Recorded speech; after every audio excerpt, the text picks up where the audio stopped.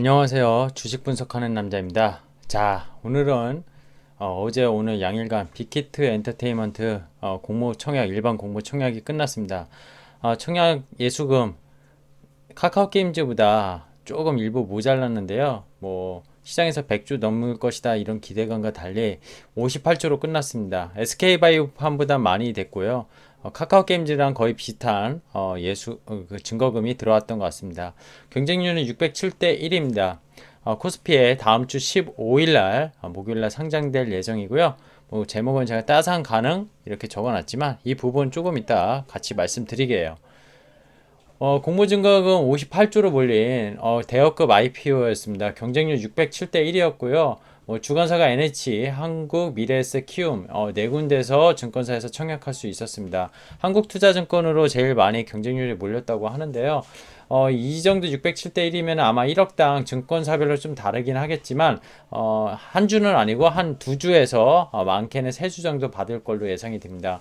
공모가 상당 기간 청약률 기간 경쟁률이 뭐 1100대 1을 넘어가면서 그 공모 상당 밴드 최고가 13만 5천 원에 공모가가 확정이 되었죠. 13만 5천 원 곱하기 결국에는 그 상장 주식수를 뭐 희석되는 딜루션 되는 것까지 감안하면은 아마 4조 5천억 13만 5천 원에 가정하면은 시가총액이 4조 5천억 정도의 상장이 될 겁니다. 제가 빅히트 관련해서는 9월 달에 공모해야 될까 영상을 올린 것이 있으니 좀 자세한 내용을 그 다른 엔터테인먼트 종목들과 비교해 놓은 게 있으니까 한번 보시면은 공모 받으신 분들이나 만약에 그 이제 아미 여러분들도 뭐 주식에 지금 대기 자금이 뭐 상장 이후에 많다고 하는데 사실 분들은 좀 참고하시면 좋을 것 같아요. 하지만 오늘 좀 신랄하게 제가 성장주나 뭐 최근에 좀 그런 기술주들 이런 것들에 대해서는 실적을 사실 특히 헬스케어주는 잘 말씀 안 드리는데 엔터업종은 아무리 성장주라고 하더라도 그리고 이 빅히트 엔터테인먼트는 전체 매출의 80% 이상이 BTS가 정말 대박이긴 하지만 단일 그런 이제 그 뭐라고 해야 되죠? 흔히 말하면 브랜드라고 해야 되죠. BTS는 브랜드라고 보는 게 맞을 것 같고요. BTS의 매출이 80% 이상을 차지하는 회사다 보니까 리스크는 분명히 있는 건 사실입니다. 공모가 13만 5천 원에 4조 5천억이면 첫날 따상이면 얼마죠? 27만 원이 되겠죠. 27만 원이 될 거고 그러면은 더블의 시초가가 형성되면 27만 원이 될 거고 27만 원에 30%가 오르면 얼마죠? 35만 천 원인가요? 그죠? 그러면은 한 주 받으면은 따상을 하면은 그 한 30만 원 정도 수익 나는 걸로 제가 계산이 됩니다. 두 주 받으면 한 60만 원 정도 수익 날 거고 세 주면은 100만 원 쪽 언저리가 될 것 같네요. 자료는 환경닷컴 통해서 일단 가져왔는데 어쨌든 뭐 이 내용이 지금 중요한 건 아니고 그렇다. 그러면은 구조죠. 더블로 시초가가 형성되면 구조고요. 구조에서 30% 올리면은 한 11조, 11조에서 12조 사이가 되겠죠. 지금 뭐 어느 증권사 리포트에면 14조 이상의 가치가 있다 하는데 그럼 따상을 하고 다음날 또 점상을 하면 그 정도 가치가 나올 겁니다. 근데 그 빅히트가 좀 전에 제가 다른 영상 한번 보셨으면 좋겠다고 말씀드렸는데 물론 내년도 영업이익이 뭐 1,800억 정도 나올 거다 이렇게 예상은 되지만 올해 영업이익이 한 1,000억이 좀 안 나올 거예요. 800억에서 900억 정도 나올 거고 그 지금 JYP가 한 뭐 300억, 400억 정도 영업이익 나오는데 시가총액이 한 1.3조 정도 나오거든요. 근데 얘가 한 900억 정도면 3배 정도니까 4조 5천억 정도 리저너블 하네 이렇게 생각할 수 있어요. 그냥 피어 그룹만 대비하면은. 근데 BTS랑 빅히트의 어떤 위버스 이런 플랫폼의 역할을 다르게 본다면 좀 더 밸류에이션을 더 줘야 된다. 할증해서 줘야 된다. 이런 논리인데요. 증권사들의 리포트는 결국에는 만약에 영업이익이 1,000억이라고 쳐도 만약에 상장일날 따상을 하면 11조 PER이 100배가 넘어가죠. 정말 좀 비싼 게 아닌가 생각이 드는데 그 다음날 뭐 점상까지 간다? 조금 아닌 것 같아요. 그래서 사실 따상이 나오면 저는 공모 받으신 분들 어차피 일부 재미 보시려고 한 거잖아요.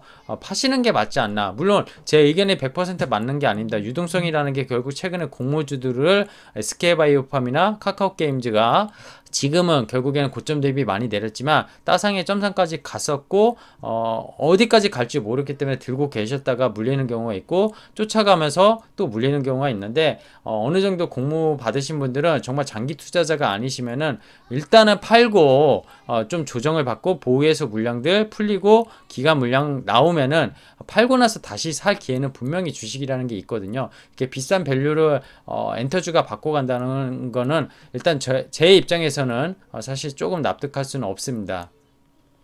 자, 이벤트에 따른 테마주 매매 선수 아니면 하지 마시길 이렇게 적어놨는데 요 한 종목은 이제 그 게임주예요. 게임주. 넷마블이라는 게임주고 이건 DPC라는 좀 전에 여기 스틱 스페셜 시츄에이션이라고 스틱 인베스트먼트라는 투자회사가 있습니다. 그 회사를 자회사로 갖고 있는 상장회사 DPC라는 회사인데 이 빅히트에 대한 그런 밸류에이션이 계속 시장에서 장외가가 올라가면서 같이 지분편 평가이 뭐 이런 식으로 올라갈 수 있을 것이다 해서 많이 올라갔다가 최근에 보시면은 때려 맞았어요. 그리고 어제 오늘 청약하는 구간에서도 때려 맞았고 오늘도 역시 마찬가지였습니다. 제가 왜 이 두 종목을 일단 가져왔냐면 이 두 종목뿐만 아니라 뭐 초록뱀이든 여러 가지 엔터주들 뭐 YG 이런 것들도 같이 동반 상승을 하다가 결국에는 최근에 많이 하락했는데 YG 엔터테인먼트가 빅히트가 밸류에이션이 높아진다고 뭐 할증받는다고 같이 올라갈 이유는 없잖아요. 그죠? 근데 뭐 넷마블이나 사실 DPC 같은 경우는 지분이라는 걸 들고 있기 때문에 좀 다른 얘기는 있을 수 있습니다. 빅히트가 올라가면은 결국에는 이 회사들이 투자한 가치가 올라가서 평가 이익이 많이 나니까 그건 분명해요. 근데 본질적인 이 게임 회사랑 이 투자 회사의 입장에서 사실 정말 이만큼 주가가 단기적으로 뭐 거의 2배 가까이 올라갈 만한 호재였냐?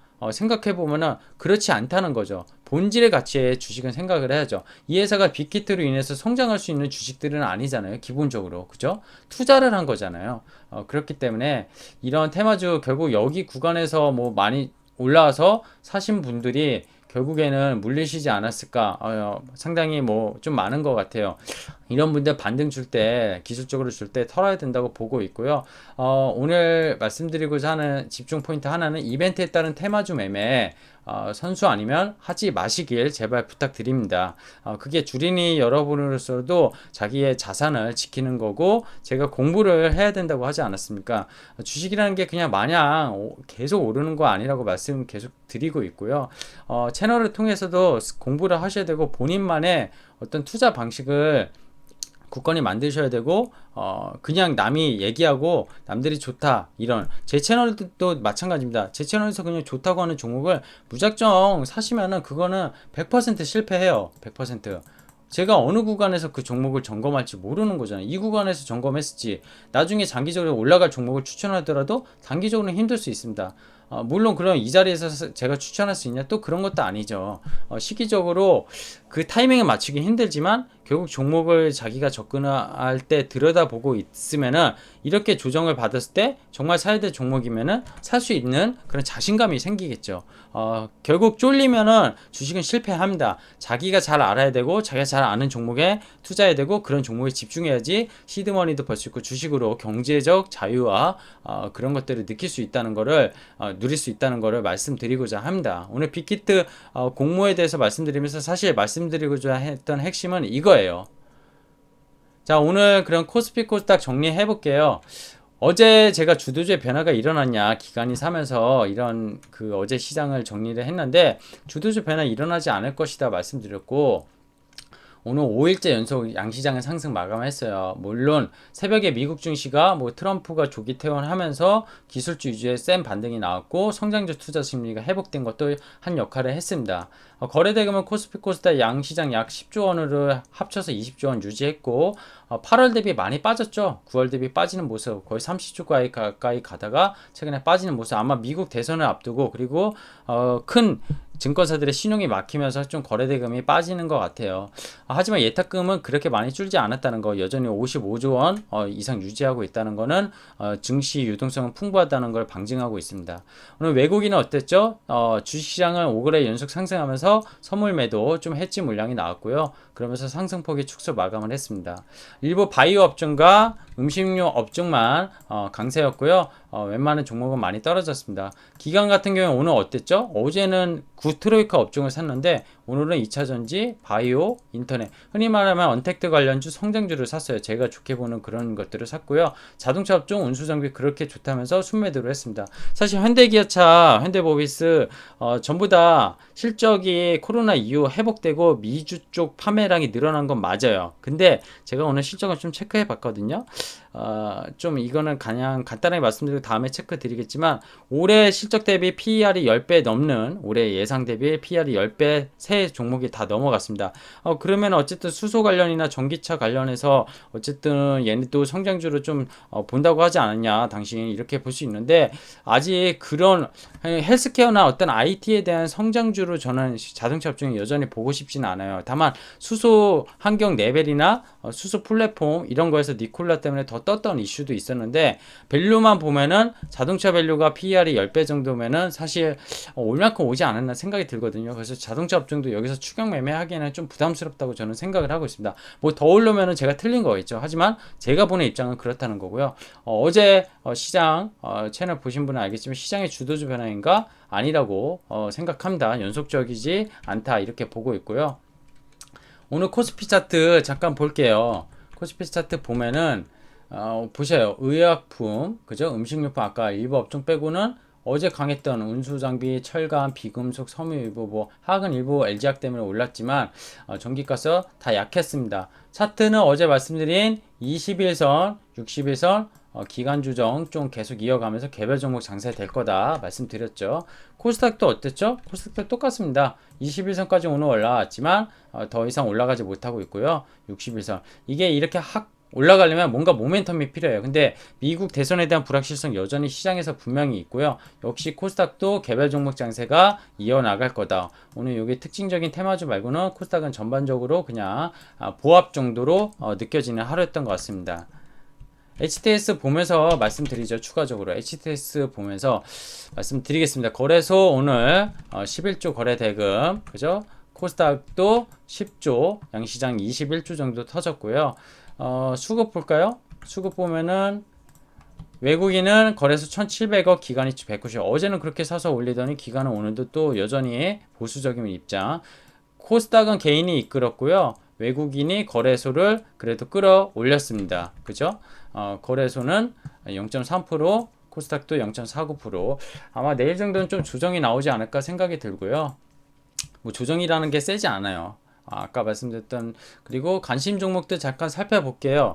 일단은 코스피 200 종목 상위 종목부터 볼까요? 삼성전자가 올랐고요. 네이버, LG화학, 셀트리온, 카카오 오늘 강했습니다. 시가총액 상위 종목 중에 강했고 어제 강했던 현대차, 뭐 모비스, 기아차 거의 약세를 면치 못했습니다. 그죠? 은행주도 전반적으로 다 마이너스가 났고요. 포스코도 하락했고 기간 장세가 계속 이어질 거냐 저는 상당히 부정적으로 봅니다. 뭐 그렇다고 해서 여기서 실적주들 현대차, 기아차, 모비스가 많이 빠질 것이냐 그건 아닌데 여기서 들어갈 가격은 아니라고 말씀드리는 겁니다. 좀 오해 안 하셨으면 좋겠고요. 그린 뉴딜 뭐 바이 그 풍력 쪽이 계속 좀 강한 모습 보였는데 CS 윈드가 강했고요. 뭐 바이든에 대한 사실 미국 주 언론이 지금 바이든을 거의 확정적으로 대통령 될 거라고 지금 계속 조사가 나오고 있는데 저는 그것도 좀 아닌 것 같아요. 아닌 거라고 보고 있고 그 부분은 제가 다른 영상 올린 게 있는데 좀 보셨으면 좋겠고 사실 추가적으로 그 부분에 대해서 좀 영상 좀 만들어서 한번 올릴 수 있도록 하겠습니다. 오늘 삼성바이오, SK바이오판, SK케미칼 대형 바이오 업종이 어제 대비 상반되게 강했고 바이오 업종들 전반적으로 약세보다 강했습니다. 반도체 그리고 메모리, 비메모리 쪽 그냥 뭐 똔똔 수준, 뭐 오른 종목은 올랐고 내린 종목은 내렸다 이렇게 평가할 수 있을 것 같습니다. 변동성 지수 중요하죠. 요새 계속 제가 살펴보고 있는데 볼까요? 변동성 지수. 변동성 지수가 여기 있네요. 변동성 지수 오늘도 하락했습니다. 그죠? 근데 갭으로 하락했네요. 내일은 좀 조정받으면서 다시 조금 치고 올라오지 않을까. 결국 변동성 지수도 이렇게 삼각 수렴하는 그런 모습을 만들면서 계속 위아래로 근데 치고 올라가면서 리스크가 있는 시장은 아니다. 왜죠? 저금리, 재정정책, 통화정책 계속 펼치고 있는데 각국의 중앙 정부들이 디플레이션이 오지 않는 이상, 그리고 인플레이션은 지금 당분간 없는 상황이고요. 뭐 시장이 나쁠 거는 없다. 이렇게 여전히 보고 있습니다. 아까 보던 거 이어서 볼게요. 기간 돈 없습니다. 이렇게 제가 오늘 왜 못 박아서 적었냐면요.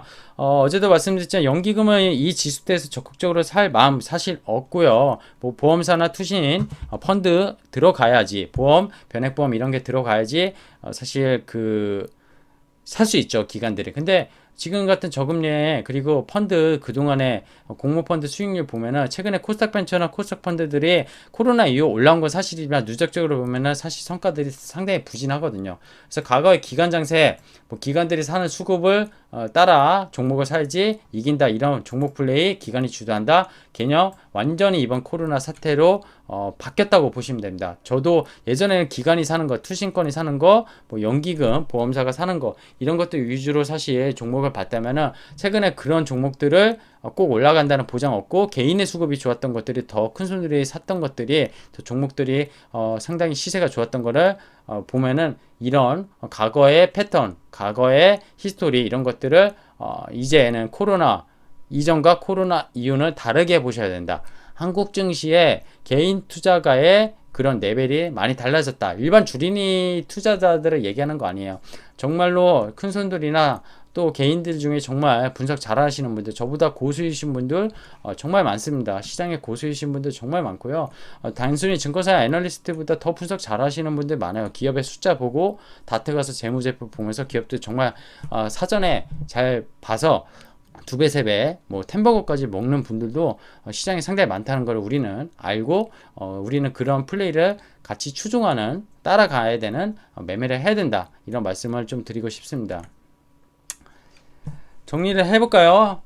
5거래 연속 상승했으니 당분간 지속 기간 조정할 거고, 코스피 코스닥 21선, 61선 아까 이렇게 삼각 수렴할 거라고 말씀드렸고요. 주도 종목과 일부 테마주는 어제는 어땠죠? 예, 일부 테마주는 아니고 트로이카였죠. 트로이카 뭐 은행 안 올랐던 가치주나 그런 캐퍼가 많이 투자되었던, 캐펙스 투자되었던 그런 종목들, 화학, 철강, 운송 이런 것들이 올랐고, 근데 주도 종목은 변하지 않는다. 근데 이제는 코로나 이후에 정말 많이 종목들이 올라왔기 때문에 밸류에이션에 대한 부담은 분명히 있고, 3분기 실적 시즌으로 넘어가다 보니까 내일 삼성전자 실적 발표가 있습니다. 뭐 11주냐 12주냐 얘기는 많은데 그 이슈로 반도체 밸류체인을 다시 봐야 된다고 보고 있습니다. 하지만 D램 쪽이나 낸드 쪽, 즉 메모리 쪽은 업황이 회복은 상당히 좀 늦을 것 같아요. 하지만 그거에 대한 주식시장을 6개월 먼저 선행한다면은 올해 4분기부터 투자해야 된다고 보고 있고, 사실은 제가 얘기하는 건 시스템 반도체 이쪽 비메모리죠. 파운드리, 뭐 EUV 이런 쪽의 밸류체인 생태계를 보자고 계속 말씀드리고 있습니다. 그쪽에서 개별 종목에 대해서 상당히 2-3배 이상이 나오는 종목들이 결국 올해 뭐 4분기 잘 투자하면 내년쯤에 성과가 잘 나오지 않을까 생각 들고요. 일부 테마주라는 거 아까 말씀드렸지만 오늘 방탄소년단 빅히트도 있었지만 결국 관련된 테마주랑 관련되지 않은 것들, 지금 그린 뉴딜 있지 않습니까? 여기에 대해서 뭐 하나솔루션이나 유니테스트 이런 것들은 분명히 신성장 엔진이 있어요. 그런 것들에 대해서. 근데 사실 하나솔루션은 또 화학 비중이 워낙 크다 보니까 사실 성장 엔진이라는 게 얼마만큼 거기에 시총이 7조나 되는 회사에 작용할지 모르겠어요. 근데 유니테스트는 좀 다르거든요. 시가총이 작기 때문에 성장 엔진, 뭐 페르보스카이트라는 태양 전지에 대한 텐덤 기술이 사실 많이 작용해서 오히려 주가를 레벨업 시킬 수 있는 기술이 될 수가 있습니다.